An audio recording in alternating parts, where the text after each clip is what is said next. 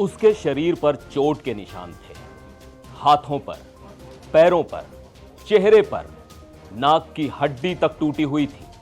और फिर postmortem report ने वो सच सामने रखा जिसे सुनकर रूह कांप जाती है। मौत का कारण था गला घोंटना, यानी पहले हमला, फिर स्ट्रैंगुलेशन, और उसके बाद क्या हुआ ये जानने के लिए फॉरेंसिक जांच अभी भी जारी है।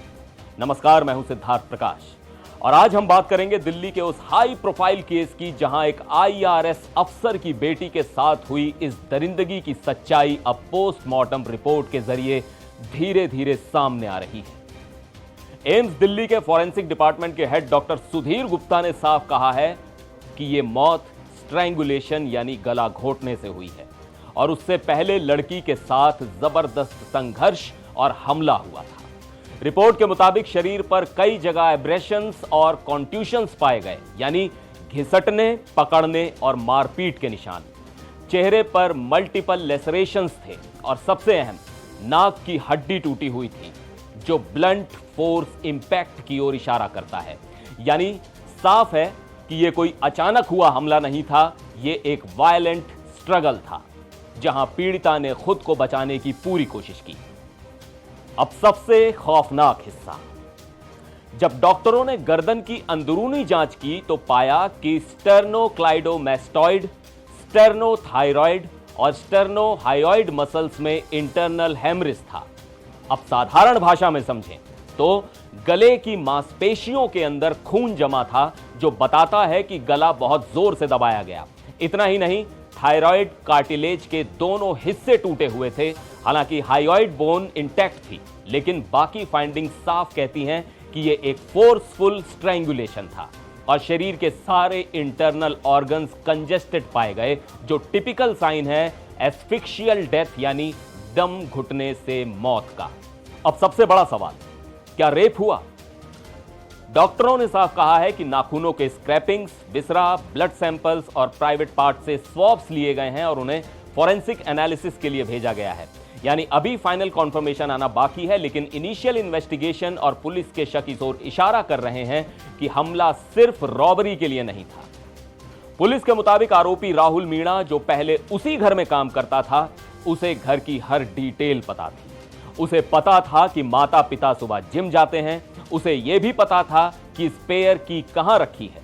सुबह करीब 6:30 बजे वो घर में घुसता है, सीधे रूफ टॉप स्टडी रूम में जाता है जहां 22 साल की लड़की यूपीएससी की तैयारी कर रही थी। पहले बहाना, आंटी ने बुलाया है, फिर पैसों की मांग, और जब मना किया गया तो हमला। लड़की को लैंप से मारा गया, चेहरे और शरीर पर चोटें आई और फिर उसी हालत में उसका मोबाइल चार्जिंग केबल से गला घोंटा गया।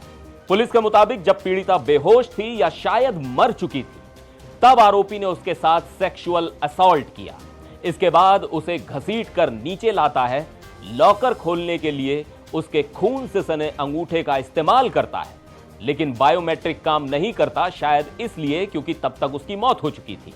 फिर आरोपी स्क्रू ड्राइवर से लॉकर तोड़ता है, कैश और ज्वेलरी लेकर निकल जाता है। सीसीटीवी फुटेज के मुताबिक आरोपी सुबह 6:30 बजे अंदर आता है और 7:20 पर बाहर निकल जाता है। यानी पूरा क्राइम, हमला, हत्या, लूट और भागना, करीब 50 मिनट के अंदर, और यह सब तब जब माता पिता घर लौटने ही वाले थे। जांच में सामने आया है कि आरोपी ऑनलाइन गेम 3 पत्ती का आदी था, गैम्बलिंग करता था, पैसे उधार लेता था। लेकिन सवाल यही है कि क्या यह सिर्फ रॉबरी थी? क्योंकि इसी आरोपी ने दिल्ली आने से पहले अलवर में भी एक महिला के साथ रेप किया था। तो क्या यह एक पैटर्न है? क्या यह प्री प्लान्ड सेक्सुअल वायलेंस था? पुलिस खुद कह रही है रॉबरी के साथ साथ सेक्सुअल इंटेंट और पर्सनल ग्रुज भी हो सकता है। यह लड़की कोई आम विक्टिम नहीं थी। डीपीएस आरके पुरम से पढ़ी, क्लास 12th की all India topper, IIT Delhi graduate, UPSC aspirant. जिस दिन यह घटना हुई वो उसकी नई रूटीन का पहला दिन था। सुबह जल्दी उठकर पढ़ाई करने का फैसला, और उसी सुबह उसकी जिंदगी खत्म कर दी गई। पोस्टमार्टम रिपोर्ट ने यह साफ कर दिया है कि मौत कैसे हुई, कितनी बेरहमी से हुई। लेकिन अभी भी सवाल बाकी हैं। क्या रेप कंफर्म होगा? क्या यह पूरी तरह प्लान्ड सेक्सुअल क्राइम था या सिर्फ रॉबरी के नाम पर छिपाई गई दरिंदगी? आप क्या सोचते हैं? यह सिर्फ चोरी थी या इससे कहीं ज्यादा खतरनाक मंशा? फिर मिलेंगे एक और वीडियो में। आप देखते रहिए एनडीटीवी इंडिया।